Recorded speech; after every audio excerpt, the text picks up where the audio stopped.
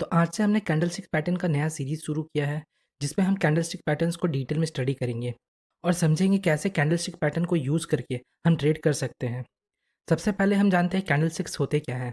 तो सन 1700 के आसपास जापान में राइस ट्रेडिंग के दौरान मोनेहिसा होमे नामक एक ट्रेडर थे, जिन्होंने नोटिस किया कीमतें एक पैटर्न में मूव करते हैं।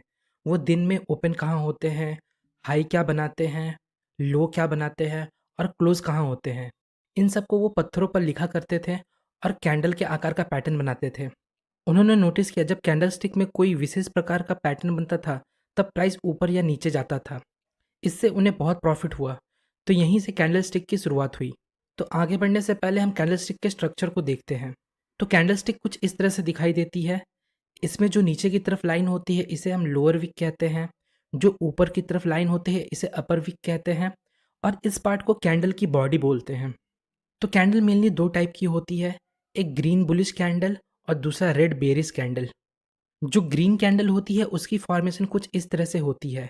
इसका प्राइस नीचे की तरफ ओपन होता है, फिर दिन में ये थोड़ा घटता और बढ़ता है, फिर फाइनली ऊपर की तरफ क्लोज होता है, मतलब अपने ओपनिंग प्राइस से ऊपर क्लोज होता है। अब हम रेड कैंडल की फॉर्मेशन देखते हैं। तो रेड कैंडल की फॉर्मेशन कुछ इस तरीके से है।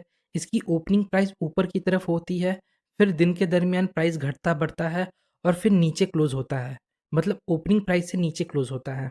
आज की वीडियो में हम 3 कैंडलस्टिक पैटर्न को कवर करेंगे। पहला हैमर, दूसरा इन्वर्टेड हैमर और तीसरा डोजी। तो सबसे पहला कैंडलस्टिक जो है वो है हैमर। ये एक बुलिश कैंडलस्टिक पैटर्न है। नाम से ही आप लोगों को पता लग रहा होगा, इस पैटर्न में जो कैंडल बनती होगी वो हैमर की तरह दिखती होगी। तो आप लोगों को जो कैंडल अभी दिख रही है इसे हम हैमर कहते हैं। तो आप कैसे आइडेंटिफाई करेंगे कि कोई कैंडल हैमर है या नहीं? तो इसके लिए हम रिक्वायरमेंट जान लेते हैं कि एक हैमर को कैसे आइडेंटिफाई करें। तो पहला कंडीशन, हैमर हमेशा डाउन ट्रेंड में होना चाहिए, मतलब शेयर का प्राइस गिर रहा होना चाहिए। अगर कोई हैमर जैसा कैंडल अप ट्रेंड या साइडवेज मार्केट में बनता है तो इसे हम हैमर कंसिडर नहीं करेंगे। दूसरा, हैमर कैंडल की अपर विक या तो नहीं होनी चाहिए या तो छोटी होनी चाहिए, और उसकी लोअर विक उसके बॉडी के तुलना में डबल या उससे ज़्यादा होनी चाहिए। तीसरा, हैमर कैंडल दो कलर की हो सकती है, एक रेड और दूसरा ग्रीन। इन दोनों कलर के कैंडल को हम हैमर बोल सकते हैं, पर अगर हैमर ग्रीन हो तो ये एक स्ट्रॉन्ग सिग्नल होता है। और चौथा, हैमर कैंडल बनने के बाद जो नेक्स्ट कैंडल है वो हैमर कैंडल के ऊपर बननी चाहिए। अगर नेक्स्ट कैंडल हैमर के नीचे बनता है तो हम इसे हैमर कंसीडर नहीं करेंगे। तो अगर ये चारों कंडीशन फुलफिल होती है तो इसके बाद ट्रेंड रिवर्सल की पॉसिबिलिटी होती है। इसके बाद मार्केट ऊपर जा सकता है। तो नेक्स्ट है इन्वर्टेड हैमर। इन्वर्टेड हैमर भी हैमर की तरह एक बुलिश कैंडलस्टिक है, बस इसमें फ़र्क इतना है, हैमर में लोअर विक लंबी होती है और अपर विक छोटी या ना के बराबर होती है। पर इन्वर्टेड हैमर में इसका उल्टा, अपर विक लंबी और लोअर विक छोटी या ना के बराबर होती है। अब हम इन्वर्टेड हैमर के बनने की कंडीशन देख लेते हैं। पहला, शेयर डाउन ट्रेंड में होना चाहिए हैमर की तरह। दूसरा, इसकी अपर विक लंबी होनी चाहिए और लोअर विक छोटी या नहीं होनी चाहिए। बस यही एक कंडीशन है जो इन्वर्टेड हैमर को हैमर से अलग करती है। तीसरा, हैमर के तरह ही इसका दो कलर होता है, रेड और ग्रीन, पर अगर ग्रीन कलर हो तो एक स्ट्रॉन्ग सिग्नल माना जाता है। और चौथा, इन्वर्टेड हैमर के बनने के बाद जो नेक्स्ट कैंडल है वो इन्वर्टेड हैमर के ऊपर बनना चाहिए। अगर ये चारों कंडीशन फुलफिल होती है तब हम उस कैंडल को इन्वर्टेड हैमर बोल सकते हैं।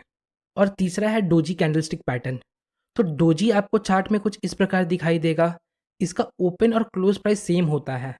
डोजी चार प्रकार के होते हैं।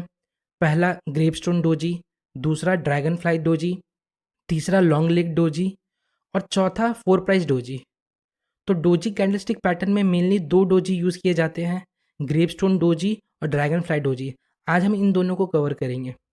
तो पहला ग्रेपस्टोन डोजी, इनका नाम जापानीज लोगों ने कब्र के पत्थर के ऊपर रखा है। ये एक बेरिश कैंडलस्टिक पैटर्न है। ये आपको चार्ट में दो तरीके से दिखाई दे सकता है। तो ग्रेपस्टोन डोजी को बनने के लिए क्या क्या रिक्वायरमेंट होने चाहिए ये हम देख लेते हैं। अगर कोई कैंडल इन चार कंडीशन को फुलफिल करता है तो हम उसे ग्रेपस्टोन डोजी बोल सकते हैं। इसके बाद मार्केट में गिरावट दिख जाती है।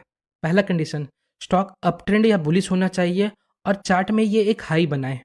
दूसरा, इसका अपर विक लंबा होना चाहिए और लोअर विक छोटी या नहीं होनी चाहिए। तीसरा, इसका कोई भी कलर नहीं होना चाहिए, ये कलरलेस होना चाहिए। चौथा, इसका ओपन और क्लोज प्राइस सेम होना चाहिए। अब हम ड्रैगन फ्लाई डोजी को देखते हैं। ड्रैगन फ्लाई डोजी आपको चार्ट में कुछ इस तरीके से दिखाई देगी। ये एक बुलिश कैंडलस्टिक है जो ड्रैगन फ्लाई की तरह दिखता है। तो आइए हम एक बार ड्रैगन फ्लाई डोजी बनने के रिक्वायरमेंट देख लेते हैं। पहला, स्टॉक बियरिश या डाउन ट्रेंड में होना चाहिए और ये चार्ट में एक लो बनाए। दूसरा, ड्रैगन फ्लाई डोजी में कोई कलर नहीं होना चाहिए। तीसरा, इसका ओपन और क्लोज प्राइस सेम होना चाहिए। और चौथा, इसका लोअर विक लंबा होना चाहिए और अपर विक छोटी या नहीं होनी चाहिए। अगर कोई कैंडल ये 4 कंडीशन फुलफिल करता है तो आप उसे ड्रैगन फ्लाई डोजी बोल सकते हैं। इसके बाद मार्केट में ट्रेंड रिवर्सल की पॉसिबिलिटी होती है।